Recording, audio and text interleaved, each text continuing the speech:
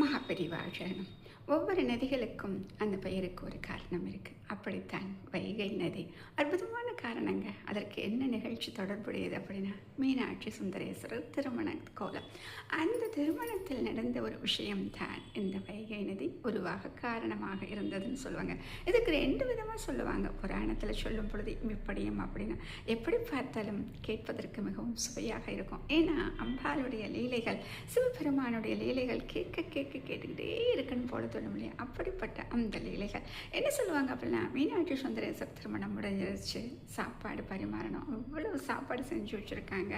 ஒரு விதமாக சொல்லும் பொழுது என்ன சொல்லுவாங்க அப்படின்னா, மீனாட்சிக்கு ஒரு கர்வம், நம்முடைய இவ்வளோ பெரிய சாப்பாடு சமைச்சு வச்சுருக்கோம், அது சாப்பிட்றதுக்கு யார் வர போகிறாங்க, இவங்களுக்கெல்லாம் நம்ம கொடுத்தது போகவே இன்னும் மீதவே இருக்கும் அப்படின்னு சொல்லிட்டு ஒரு கர்வம்.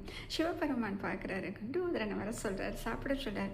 முதல்ல இவர் ஒருவருக்கு மட்டும் நீ பரிமாறு, அப்புறமா பார்க்கலான்னு சொன்னோன்னே, சுவாமி நாங்கள் இத்தனை பேருக்கு சமைச்சு வச்சுருக்கோம், ஒருத்தருக்கு மட்டும் பரிமாற சொல்கிறீங்களேன், முதல்ல இவர் ஒருவருக்கு பரிமாறுன்னு சொல்கிறாங்க. பரிமாற போட்டால் போட போட போட போட சமைச்சு வச்சது எல்லாம் தீர்ந்து போச்சு. பசி பசி பசின்னு இருக்குது.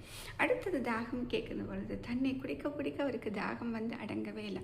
அப்போ சிவபெருமான் தன்னுடைய கையை ஒரு இடத்தில் பூமியில் வைக்கும் பொழுது அந்த இடத்தில் தண்ணீர் உருவானது, ஒரு நதியாக மாறியது. அதுதான் வைகை அப்படின்னு சொல்லுவாங்க. இன்னொரு விதமாக சொல்லும் பொழுது என்ன சொல்லுவாங்க அப்படின்னா, நிறைய பேர் வந்து சாப்பிட்டு போனதுக்கப்புறம் மீதி இருக்க பார்த்து மீனாட்சி வந்து நினைப்பாங்களா, அச்சோ உணவு வீணாகி விடுமே அப்படின்னு நினைக்கும்பொழுது சிவபெருமான் என்ன சொல்லுவாரா, குண்டோதரனை வர சொல்லி சாப்பிட சொல்வார். சாப்பிட்டதுக்கப்புறம் அவருக்கு தாகம் எடுக்கும். அங்கே இருக்கக்கூடிய அண்டா குண்டா எல்லாத்துலேயும் தண்ணி குடித்ததுக்கப்புறம் தாகம் அடங்கலை.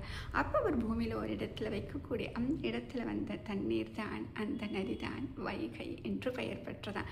எப்படி பார்த்தாலும் வைகை நதி அப்படின்னு சொன்னோன்னே மீனாட்சி சுந்தரேஸ்வரர் திருமண கோலம் நம் கண்முன் வரும். அந்த திருமணத்தில் நடந்த அந்த லீலை நம் மனதிற்கு இதமாக இருக்கும். மகாபெரிவா சரணம்.